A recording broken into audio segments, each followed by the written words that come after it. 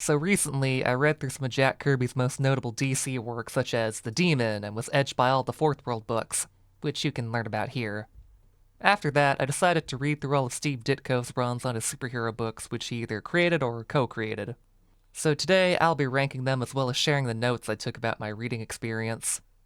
I'm sorry if I missed a more obscure one. I tried my best to read them all. Before I start, I should note that I won't be including stories like Odd Man that were never published. Bet you never heard of him. Rankings. Number 11. Mr. A and Static. Not that one. There had to be a bottom somewhere, and for once it wasn't me. Neil Gaiman put it best when he said, "They don't even pretend to be stories." I decided to give these two the same ranking because Static and Mr. A were created for the same reason. That reason being to lecture readers on proper moral behavior and push Ditko's beliefs. The main difference being Static is a super suit that gives him powers, while Mr. A wears a simple white suit. The stories themselves aren't what I would call good. In fact, they're terrible. I appreciate that these characters allowed one of my favorite artists to create drawings that were completely unhampered by any sort of restrictions. Some of the artwork in Mr. A and Static are genuinely beautiful to look at. It's Ditko's full creativity unleashed. So, I'm glad that we live in a world where Mr. A and Static were allowed to exist, but that doesn't make the stories good or fulfilling to read.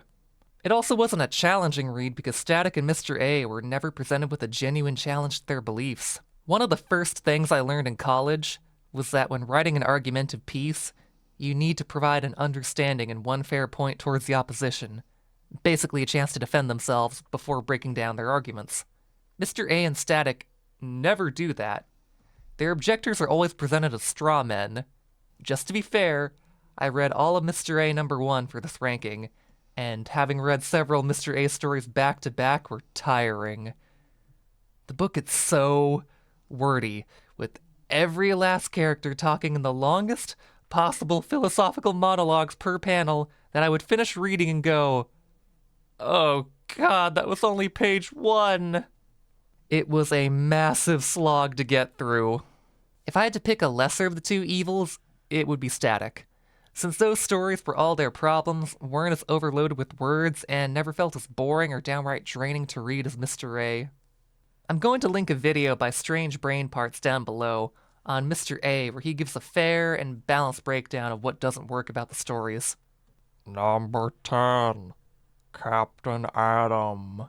Your average quality superhero comic of the era. That is to say, perfectly disposable children's fare, but there's not much reason to revisit him today beyond admiring Ditko's artwork. Number 9. The Hawk and the Dove. The book presents some really interesting concepts. The pacifist superhero is a unique concept, and I don't think it's been done since. The story of two brothers who are polar opposites having to work together in their super life, while their father acts as their guiding light in their personal life, was another. Unfortunately, not much is done to make the most of that. The father, who could have been teaching the boys that no way is right all the time, and that you need to assess each situation you find yourself in order to find the best solution, is ignored in favor of an objectivist mouthpiece. Also, the boys were insufferable. I understand that brothers argue. I have brothers, I know what it's like. But they never have a regular conversation with each other. There's never a moment where the two just talk about how their day at school went or ask, "Can you pass the butter?" You know, things that families talk about.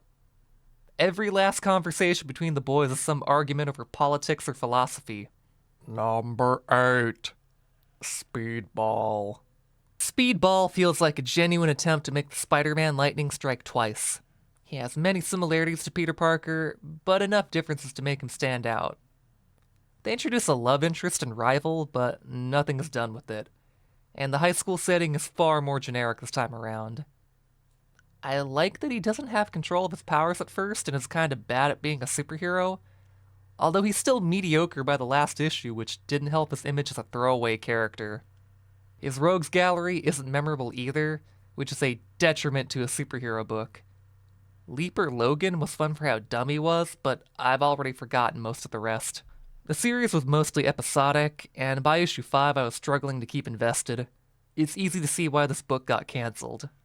Maybe if Ditko and company were allowed another shot at the character in a post-Marvel Dark Ages, it would have fared better. Or maybe the audience had it right the first time. Number 7. Squirrel Girl. Allegedly, this was a character that the writers at Marvel really didn't like when she debuted. Oh, how the times change. Squirrel Girl was a silly, fun story. It didn't break new ground, but in an era where comics were in a competition to see who could be the most angry and miserable, Squirrel Girl provided a fun throwback to the Silver Age that was refreshing for the time. Number 6. The Creeper. This was one of the weirdest creations that Ditko came up with. A superhero who beats the bad guys by pretending to be a psycho from another dimension? He scares his enemies with a constant creepy laugh that covers the art in each panel he's in. It's a cool concept, but how does he talk when the art shows that he's constantly laughing?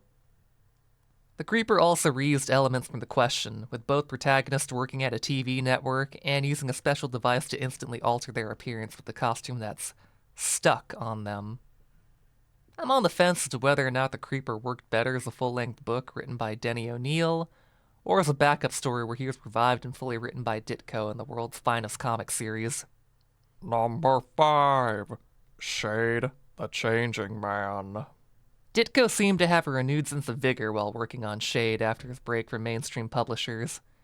He plotted out a fairly intricate story with a lot of potential that could have gone on for much longer had DC not self-destructed in the late 70s.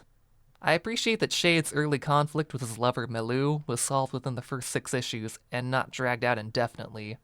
The mystery over the identity of his first big bad threw me for a loop and had a clever red herring. Lastly, I noticed that Shade reworked the Creeper's main gimmick. The Creeper scares his enemies by pretending to be insane, while Shade gaslights his enemies into thinking they're insane by altering their perception of him.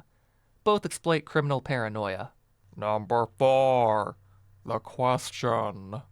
I wasn't sure if I should rank The Question and Mr. A as the same character at first, since they share the same general concept, and even Ditko himself struggled to separate the two in his mind. But I think that the quality of the stories were far, far better in The Question. So much so that I felt they deserve separate rankings. The Question is Mr. A light. However, that isn't a bad thing in this case.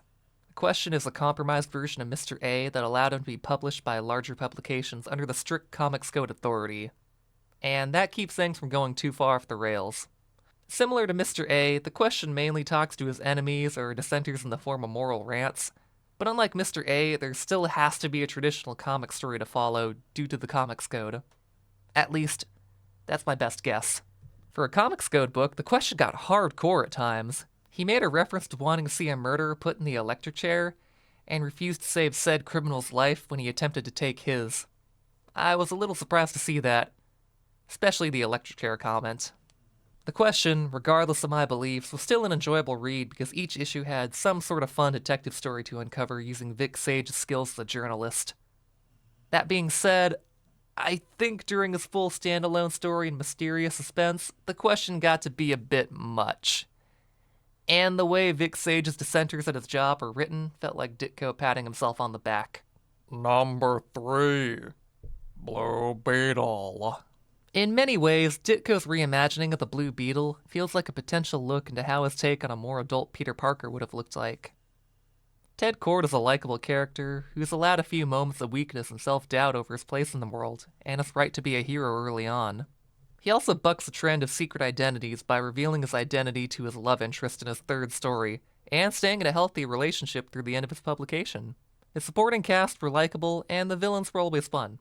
Unfortunately, after issue 5, Ditko begins using Kord and the GF as a soapbox for his objectivist beliefs. Prior to this, Ditko got in a few political jabs each issue at people he had disdain for, but it was always directed at criminals and never went into rant territory. At this point, Ditko starts pushing it, and the dialogue takes a noticeable hit in quality, but the overall stories are still enjoyable enough not to ruin the experience. This is also Ditko's first time scripting his own dialogue, and he did a fairly good job with it. Until issue 5. Ditko is also far less sexist than other writers of his era. There was never a jab at the female characters under Ditko for just being women, which was very appreciated. Number 2, Doctor Strange. Definitely Ditko's second best work. The first several issues aren't great, but once Ditko finds his footing, he crafts an 11-issue long overarching narrative that features some of his most imaginative artwork of the decade. No drugs necessary, just pure imagination. Kudos to whoever got that reference. Something that stuck out to me was that Ditko's final issue of Strange Tales could act as a definitive ending for Doctor Strange. The big bads are gone for good, and Doctor Strange walks off into the sunset, knowing that although the world's at peace, he must stay vigilant in case he's ever needed again. But as we know, that's not how comics work. The thing that holds Strange back for me is that he's not as interesting of a protagonist as Peter Parker. Strange is much more in line with the stoic superheroes of old, and his supporting cast aren't as interesting, nor do they provide the same back and forth conflict that Peters does in each side of his double life. Still absolutely worth checking out, though. Number 1, Spider-Man. Of course it was Spider-Man. It's the obvious choice, I know, but it's obvious for a reason. Spider-Man was revolutionary for the time and the respective best work of both the two men who created him. What can I say about Spider-Man that hasn't already been said at this point? He started the trend of the lone teenage superhero. The Fantastic Four may have started this trend, but Spider-Man skyrocketed the archetype of the superhero with personal problems into popularity. Most people don't even know they did it first and just attribute it to Spider-Man. And we can't forget the costume. The full body suit, the web shooters, the lack of hard-toed shoes or boots. There was never anything like it before. This was also the first comic where the artist managed to demand and earn full plotting credit under the Marvel method. Numerous writers would go on to tackle the character. Some would make major contributions and lasting impacts on the book, but Steve Ditko is the architect who provided all the raw materials that they would build upon. Really, what can I say besides, thank you, Steve. So, that's my list. Do you agree with it? Do you disagree with it?